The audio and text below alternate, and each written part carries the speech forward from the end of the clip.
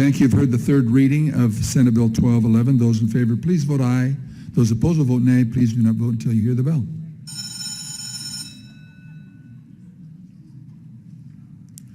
Please proceed to vote.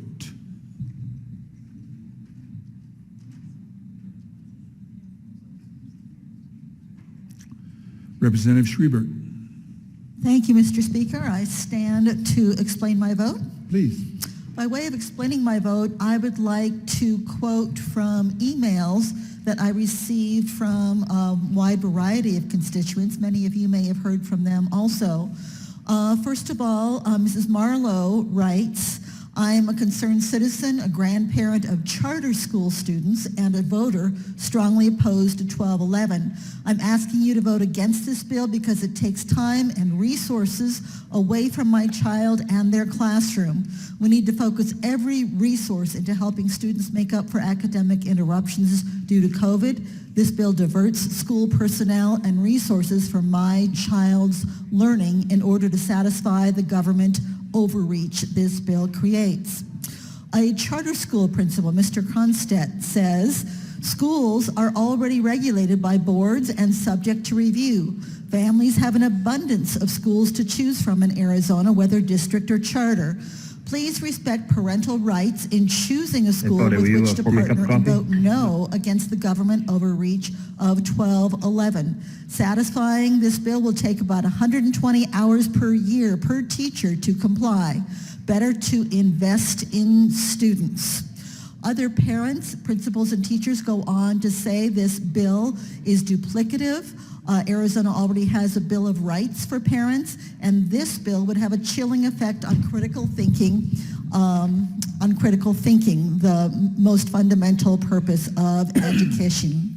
Public school teacher Melissa Grimscheid says, I am president of a national nonprofit board whose mission is to provide teachers with high-quality science, professional development, and curricula. I cannot simply share every copyrighted material online with the public. But mainly I spend the first weeks of school getting to know my students' interests so I can modify experiences to make class more engaging for them.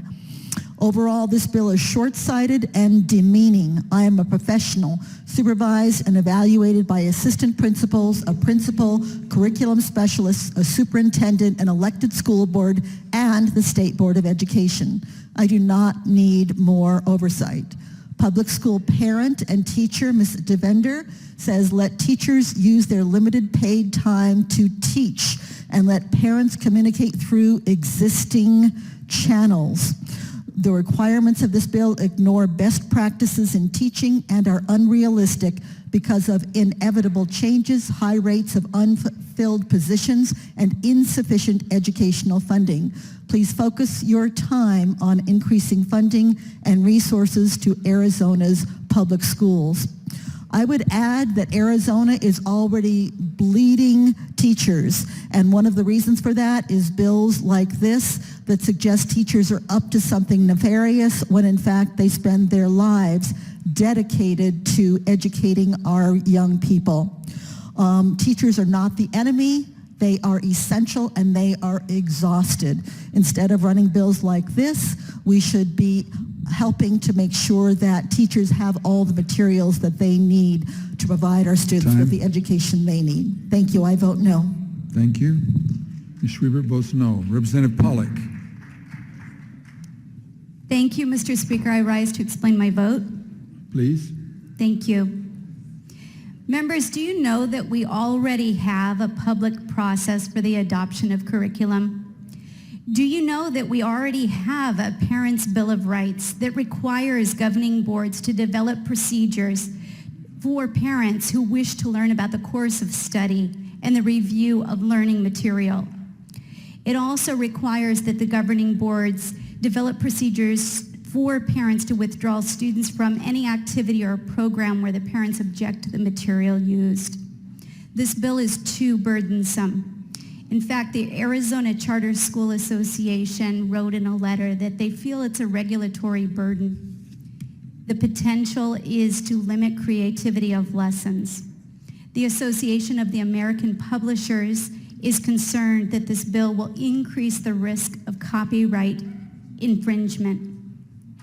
Experienced teachers are very, very concerned. You need to understand that this bill will require the teachers to post every single item that they use in every single lesson every day. Experienced teachers can turn on a dime if a student isn't understanding something. They can tweak a lesson and explain it a different way. They're going to be responsible for posting every additional piece of information that they use in a lesson. Teachers are rule followers. They're concerned about the amount of time this bill will require. They're concerned about the compliance when they modify those lessons midstream to meet the needs of the students in their classroom. They're very worried about this. They're worried about posting materials that they have taken the time to create online. This is one way that they earn additional money, and now it's going to be posted online. If people want to know what's happening in the classroom, they should talk to teachers. They should go to curriculum night, look in their child's backpack. There's so many ways to know what's going on in the classroom without punishing teachers. Teachers are not the enemy. They're giving their all every day, and I vote no on the bill. Thank you. Representative Pollack votes no. Representative Bullock. Yes, Mr. Speaker, I rise to explain my vote. Please. Thank you. I will be just brief and short. Members, my kids have gone through our district and charter schools here in Arizona, and it's an easy process. I know because their teachers actually did a lot of this. Before they even enrolled in their school, we would see exactly what the curriculum was, and if there was any pushback, they removed those books from the reading list. And I know my daughter, this year, she's a junior, they actually removed one of the books because it was not on the suggested reading list that had been approved after some pushback in a surrounding school of Horizon. So I'm thankful that I get an update from my child's classroom on a daily basis of what she's going to be learning, and I vote aye. Representative Bullock votes aye. Representative Barton, Representatives Blackman, Blackwater, Niagara, Boulding, Butler, Epstein, Hoffman, John, Longden, Parker, Sierra, how do you vote?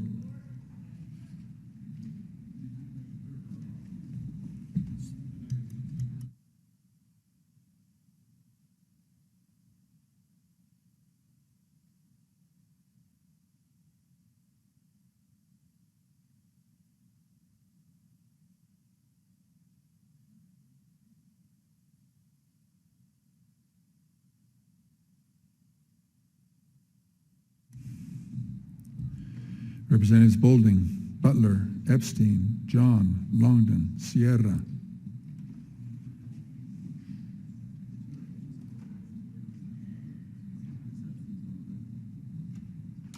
Ms. Epstein, you're so recognized. Thank you, Mr. Speaker. I rise to explain my vote. Please. I want to read a quote from a teacher who was very distressed about this bill because she wants to spend time with her students, and this is the kind of nitpicking detail that makes it really difficult to be a teacher. She wants to put all these materials together, but the extra time of having to make sure every single link and every single material is posted, and that if she messes up by one little piece, then that could mean her job. That's the frightening thing, and that's how this bill feels, that somebody's just looking for a way to get teachers in trouble who just want to help their kids learn. She wrote, "As an educator, I'm a professional and deserve to be treated as such. This bill requires that all sources, including a last-minute Google search or a meme or a news video or article, be submitted at least 3 days before being used in class, and other details that are really cumbersome. How can I teach anything that's current and relevant, like what's going on in space news, or even an event like Ukraine, if I have to know 3 days in advance, and taking the time afterwards is equally cumbersome, taking time away from students?" I've worked with parents, I'm now no longer quoting, I'm talking about myself. I've worked with parents for years to help them speak up and help them be heard and help them be connected to their schools. And in fact, recently a parent told me that she was so happy looking back on when I was on the school board, we worked to get homework assignments online, and that was a major accomplishment, and I worked hard to in a supportive way with the schools, with the teachers, to find the way to make that happen. This bill is not supportive. This bill reminds me of the children's story, Henry's Awful Mistake. Henry saw a spider on the wall near the salad he was making for dinner for his friend, and he smashed it with a hammer. And then he smashed the salad with a hammer, and he smashed the wall with a hammer, and before long he had smashed his own pipes with a hammer. The point is, let's have the right response when parents need to know information about a school. Let's not smash everything with a hammer. That's the wrong tool if there's a problem here. Let's approach things in a much better way. This bill is smashing the pipes with a hammer when there's just a little spider near the salad bowl. So instead, I'm voting no today, obviously. But if this continues to be an issue where parents need help to work with their schools, let's do so in a collaborative way. So again, I vote no. Representative Epstein votes no. Representative Blackman, Mr. Speaker, permission to explain my vote? please. You know, I'm listening to some of these comments, and it sounds like, that folks believe that teachers can't walk and chew gum. We have smart teachers out there that understand time management, that understand critical thinking, and understand how to think outside the box, and understand how to get these tasks done. I mean, I give our teachers credit because they are making sure that parents understand and see what's going on the website. And they are adapting and being flexible and using creative thinking to be able to adapt and overcome and update as they need to do. So I give our teachers credit. They're doing a great job. My hat's off to all the teachers in Arizona, and with that, I vote aye. Mr. Blackman votes aye. Representative Sierra, Mr. Speaker, I rise to explain my vote. please. Thank you. Mr. Speaker, just a few days ago, Vladimir Kara-Murza spoke to this audience, to all of us. Upon his return to Russia, he was arrested. He's been poisoned, he's been arrested. We don't know what's going to happen to him, but we are living in history. A historical moment that our teachers, if they wanted to, couldn't easily or creatively discuss Mr. Kara-Murza because of this bill. If they wanted to talk about this with their class, there are too many hoops for them to go through to do it in a timely and creative manner. Yes, our teachers are creative. Our teachers are amazing. And Mr. Speaker, we already have Arizona Revised Statute 15-102, which talks about parental involvement. Section A, subsection 2, Mr. Speaker, gives parents the ability to review the materials already. This is overkill. This is overreach. This will take teachers out of the classroom. Just last week, we had a bill where we were talking about we need to make more room for teachers to get into the classroom by lowering the standards by which they can become teachers. Even those teachers aren't going to want to join in here now. This is overreach at its worst. This is government intrusion at its worst. This is a self-manufactured crisis that just a few months from now, the folks that are screaming the loudest for this will have moved on to something else, and our teachers will be left holding the bag for years. We must vote no on this. Thank you, Mr. Speaker. Thank you. Mr. Sierra votes no. Ms. Ligori. Thank you, Mr. Speaker. I rise just for a quick comment on my no vote.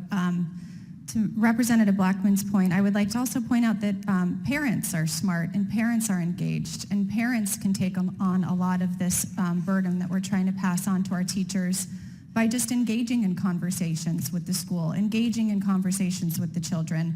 I know what's going on in my children's class because I have conversations about it, and I don't feel threatened that I'm being blocked out from anything, and I don't feel threatened that there is anything nefarious going on in the schools. So as much as we're trying to push this on the teachers and saying teachers are capable of this, I would also like to point out that parents are capable too, and fostering those relationships in our homes, with our children, with our families, and then pushing back any questions we have to the teachers, I think is enough, and it makes this bill unnecessary. Thank you. Thank you. Mr. Ligori votes nay. Mr. Abraham, Mr. Speaker, I rise to explain my vote. please. Members, this one is another confusing one that we're voting on right now. I look at us as a government the same way I run my business. We have limited resources, one of them being time, but also money. And we need to be very specific with how we use those resources. And what this bill does is it directs those resources to something different than teaching. Teachers have so much time in their day. They have so much capacity to teach our next generation, which is something we all believe in. And what this bill is going to do is it's going to direct those teachers to do something else, to take away from their capacity to teach. There is nothing conservative about this. This is a new government mandate that's coming in here and telling our teachers exactly what to do. And furthermore, it's going to take away from the instruction that they do in the classroom. It's going to take their time, it's going to take their energy, and it's going to take away their flexibility. So I just don't understand the fixation with this and why we'd want to bring in the power of this big government to dictate exactly what teachers should be doing. Again, I mean, we should let teachers teach, focus on teaching, and stop creating all these extra red tape, hoops and barrels for them to do. If we really want to do something, I'm open to the conversation, but pony up. Create a new form of government, create a new department, create new staff to be able to put this, to be able to execute this. But stop creating unfunded mandates for our existing teachers that are already burdened so much, and that takes away from the children. With that, I vote no. Representative Abraham votes no. Mr. Bolding.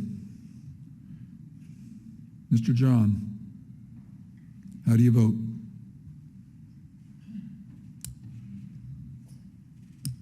Mr. John. Thank you, Mr. Speaker. I rise to explain my vote. Please. Thank you, Mr. Speaker. I think it's no secret I've struggled with this bill, and from my perspective,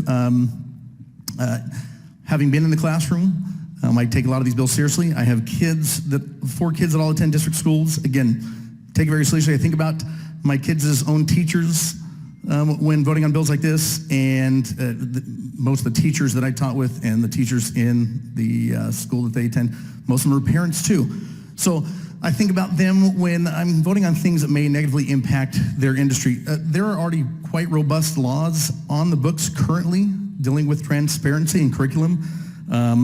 The governing board, in consultation with parents, teachers, and administrators, shall develop and adopt policy to promote the involvement of parents and guardians of children enrolled in schools, the right to opt into sex education, the right to opt out of assignments pursuant to this section, the right to opt out of instruction, the right to access instructional materials. I got a laundry list of statute. The right to public review of courses of study and textbooks pursuant to section 15-721, the right to be excused from school attendance for religious purposes, policies related to parental involvement, the parent's right to inspect school district policies and curriculum, 60-day review periods, open meeting laws regarding adoption of curriculum and everything else. The laws are quite robust already regarding this. I think this bill, frankly, goes too far and puts too many extra burdens, as some of our colleagues pointed out. Unfunded mandates. Teaching is already a low-paying, thankless job. Lots of work, lots of worry. How do I know? I've been there, and I think only one, with the exception of one person in my entire caucus, only one other person has actually been in the classroom besides me, I think. So taught in the classroom, didn't make a lot of money, had 4 kids to feed. While I was teaching, what did I do to feed the kids during the summer? I drove semi-trucks, got a commercial driver's license. So I'd like to think I was I don't know if it's true, but the only truck driving music teacher in the state of Arizona at the time. So anyway, I have a lot of concerns about this bill. One thing I hear from my colleagues is we don't need new laws.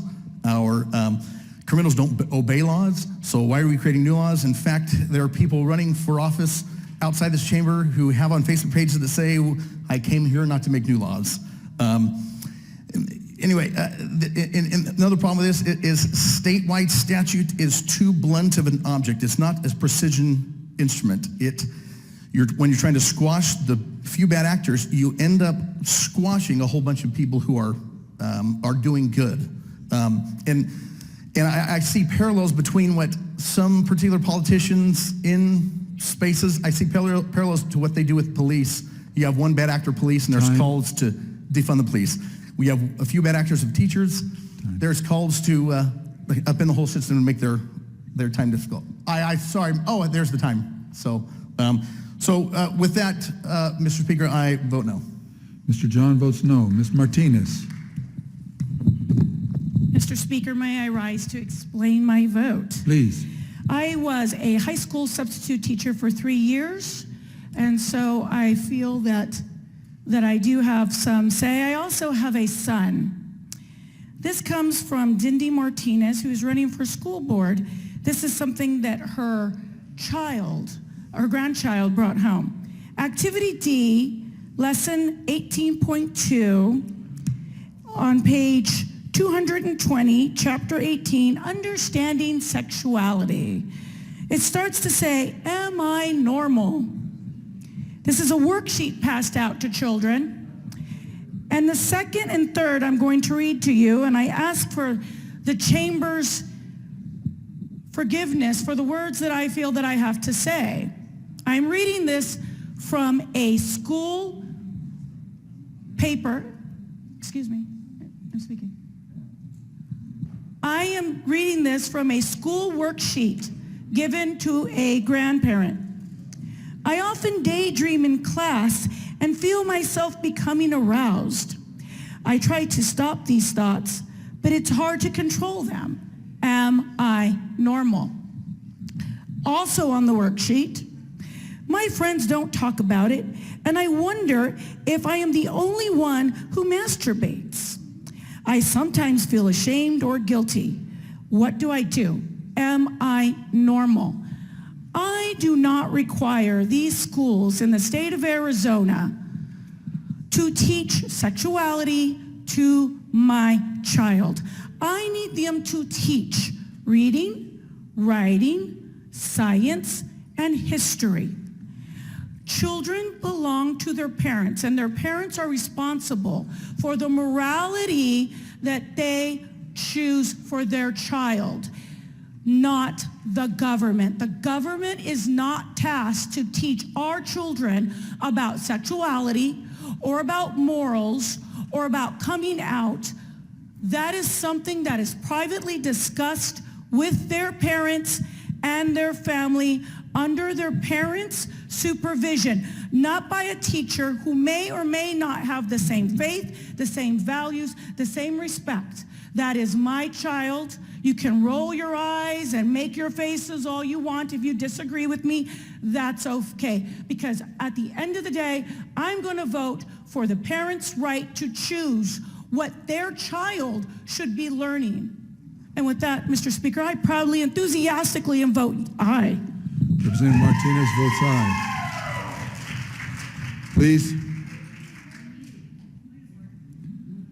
Representative Carter. Mr. Speaker, I rise to explain my vote. We just heard that there's only 2 of us that have classroom experience. I just wanted to correct the record that Representative Bullock has classroom experience, and I actually worked as a substitute for Coolidge Unified School District at one time as well. Thank you, Mr. Speaker. How do you vote?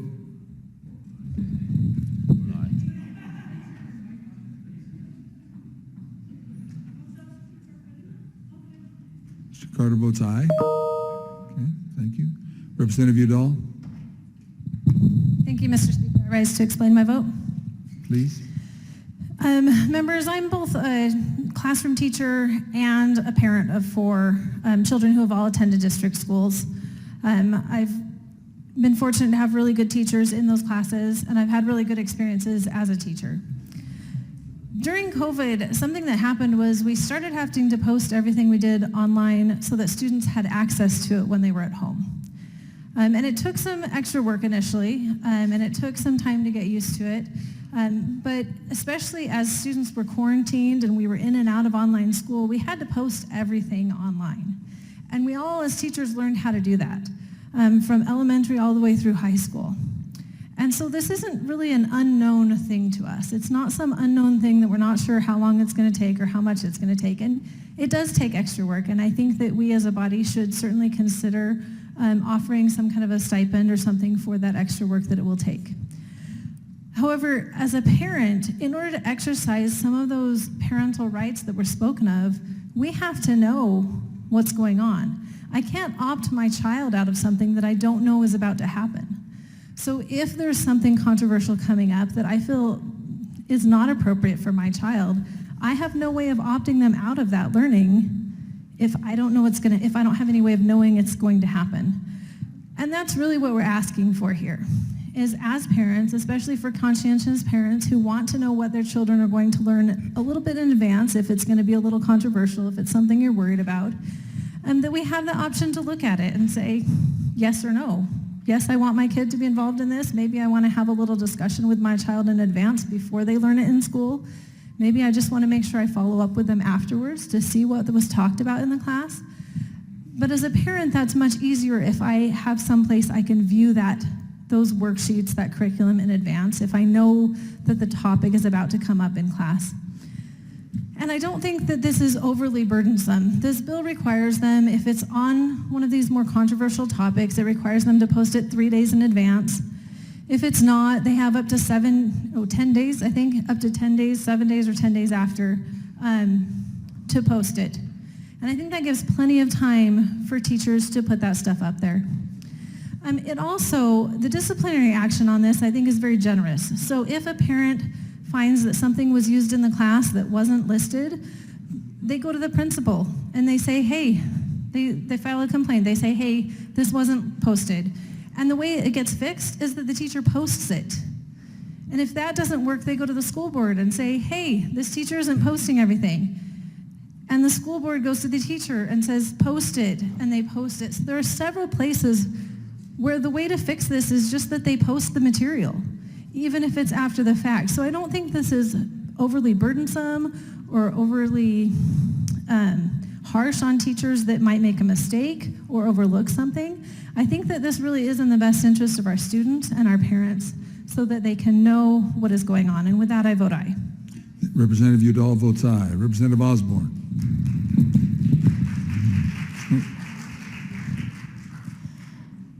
Thank you, Mr. Speaker. I rise to explain my vote. Please. This bill, thank you, sir. This bill, as we saw it in appropriations, I stated then, and I'll state it once again, because teachers have been in my family forever.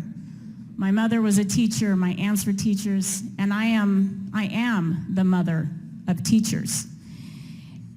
And I do remember during COVID, my daughter who called me, who is a high school teacher, she's a head athletic trainer, and she's also the sports med teacher.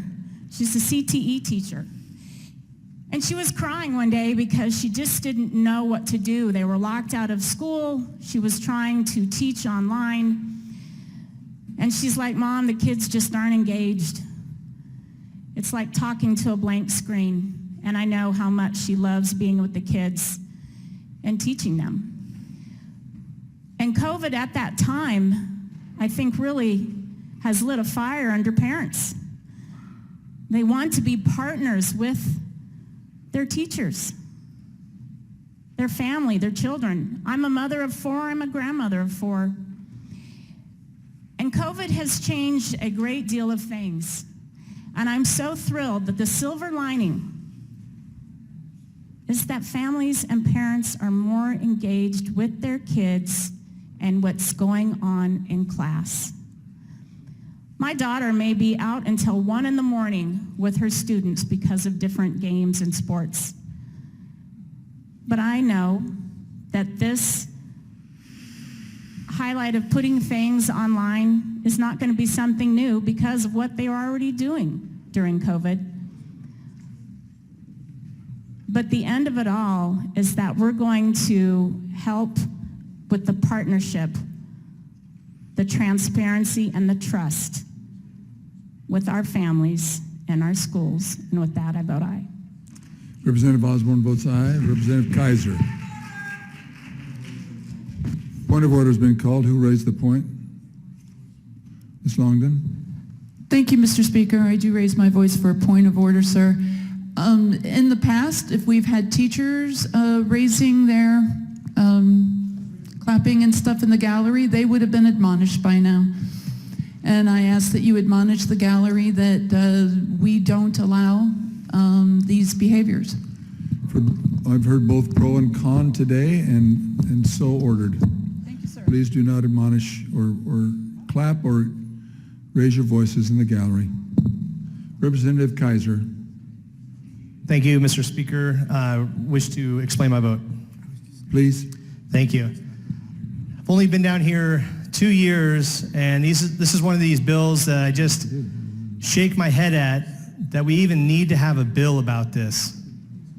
But the reason we need to have a bill about this is because there's problems happening in schools across Arizona, and I'm so disappointed by what I see on this board. I'm so disappointed by what I see. If you don't think there's a problem in our schools, look at the board. This is a direct reflection of what's happening to parents in schools. There's not a problem, they say. Go home, they say. We gave you the thumbnail sketch of what we're talking about. You don't need to see the content. Go home.